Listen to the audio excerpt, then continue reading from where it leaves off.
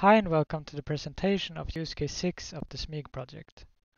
This use case is called Virtual Development and Testing of Autonomous Loading. The ultimate goal for us is to deploy autonomous machines in the mine. In this use case, we want to move towards this by providing a framework for training and evaluating machine learning algorithms. The sub-goals of this project use case was to facilitate building virtual models for machine learning simulations, and this includes evaluating which sensors and other signals the machine learning algorithm will use. We also wanted to describe and perform machine learning for a loading scenario. This includes describing what an optimal load cycle looks like, different machine learning methods, etc. And to move this algorithm to the real world, we want to attempt to perform tests on embedded hardware. And finally, some results should be summarized and published in a scientific article. To facilitate building the simulation models, we present a workflow, and I will go through each step in some details. But the steps are first to create a CAD model in any tool you want, then prepare the CAD model for simulation using the ANSYS space claim and the algorithm momentum plugin. And then we add parameterization and input and output signals using the brick declarative format. And lastly, we import it into the Unity editor and add terrain and machine learning coupling and possibly other model aspects as well. So the first step is to start from a CAD model and then import this into SpaceClaim.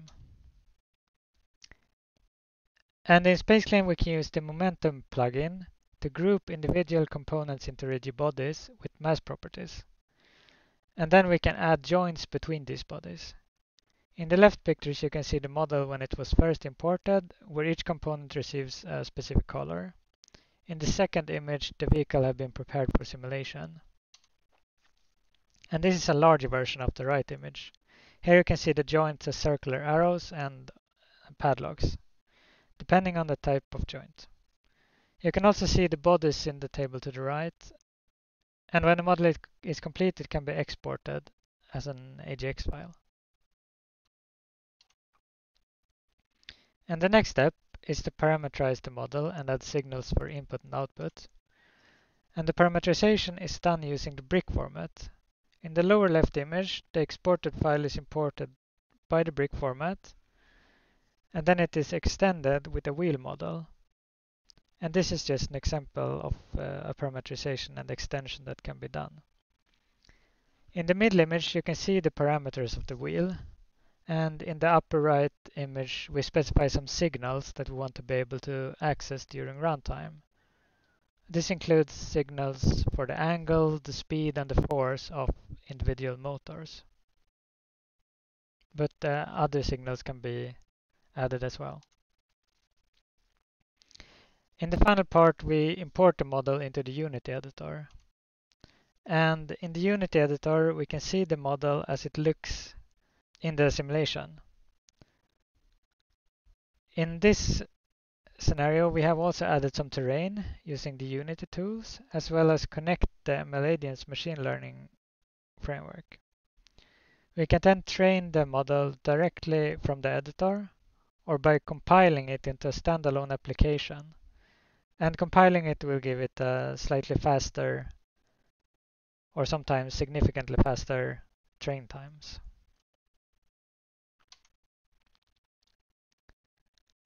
The training with ML agents or any other tool will yield a file representing the neural network and other configuration parameters of the network. This can be transferred to a standalone hardware, which can then be coupled to a real machine. And unfortunately, due to COVID, we have not been able to do any tests on a real machine, but we have verified that we can transfer the algorithms to standalone machine learning hardware and then run it there and communicate with the simulation. In the second part of the project, we used the workflow from the previous part and set up an environment with a wheel loader and train it to dig material from a pile. We present the results in a scientific article, which is available on arXiv and will also be available in the IROS journal. It will be called, it's called Continuous Control of an Underground Loader Using Deep Reinforcement Learning. Well, we'll begin by showing a short video of what the actual problem looks like. And this video actually shows the trained network doing the digging. And you can see it from a few different camera angles. This is one of the cameras that the actual network sees.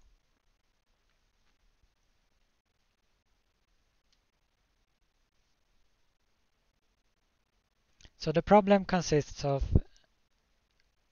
learning a vehicle to fill its own bucket using machine learning. The vehicle is placed so that the pile is visible from the start, and it must then decide where to muck, drive the short distance to the pile, and fill up the bucket. In reinforcement learning, you have the brain, which is a neural network, and also a training policy, a training algorithm, which provides actions to the simulation or the actual machine, the model. The simulation or the physical system then provides a new state which is fed into the brain and which can produce a new action. You also get a reward from the plant, which depending on how close the model is to use to reach its goal, or if it's moving in the right direction. In this example, we are using Ajax Dynamics in Unity for simulation and ML agents for the brain. And this is what the actual system looks like. So if you look at the bottom, you can see that there are two cameras and the LiDAR sensor. We also have some sensors on the wheels and the hydraulic cylinders. And the actuators are a throttle on the engine, and then cylinder inputs to the lift and the tilt cylinder for the bucket. We can also control the steering angle of the waste of the machine. The actual control consists of two separate algorithms. One that decides the position that the machine should dig in, called mucking position agent, and then one algorithm deciding how the actual digging should occur, called the mucking agent. The reward is the proximity to the pile, the loading rate, and also the energy efficiency. There is also a big penalty for collision and spin of the wheels. This is an example of a camera input. In the upper right corner, you see a depth camera, where each pixel represents a distance from the camera. And here are some results. The plots show the loaded mass on the y-axis and the episode length on the x-axis, and each point represents a single run or a single episode. So you can see in the first one, we have the algorithm described earlier, where you decide first a point where you should dig, and then you have the actual digging occur. In the second one, you don't have a point, so you will just dig in a random place in the pile. And in the third one, called C, we don't have any penalty for energy used. So the differences we can see here is that comparing A to B, when you don't have the positioning agent, you will get a bigger spread in the loaded mass.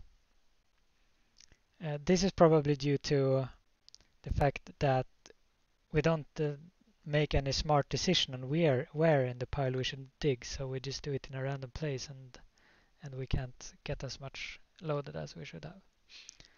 In the last one, we see that there is a large spread in the episode length, since we don't since a energy penalty will force the algorithm to be more efficient and do quicker runs, which uses less energy. So the conclusions are that it is possible to train an ML controller to solve the complex control task of repeated mucking with high performance. It's also possible to increase the overall production and decrease the energy consumption compared to targeting random position by training an AI to choose the target position, which is what we did with the mucking position agent. And the article is currently available at Arxiv, but it will also be available with Iros, hopefully. And yes. So in conclusion, SMIG has allowed us an insight into the mining business and allowed us to collaborate with companies in a way that we would not have been able to without it. SMIG has also allowed us to develop specific parts needed for building an efficient simulation model and a training framework for machine learning. We have written and published a scientific paper presenting results from a virtual wheel loader trained with machine learning algorithms. And in regards to future work, we would like to further develop the model building framework, make it more available to more people. And we would also like to have an even closer collaboration with companies in the mining business. We would like to test the machine learning algorithms on real machines. And we would like to learn more about the requirements and possibilities for autonomous machines in the mine. For example, safety aspects, which we have identified. Thank you for listening. This was all from Use Case 6.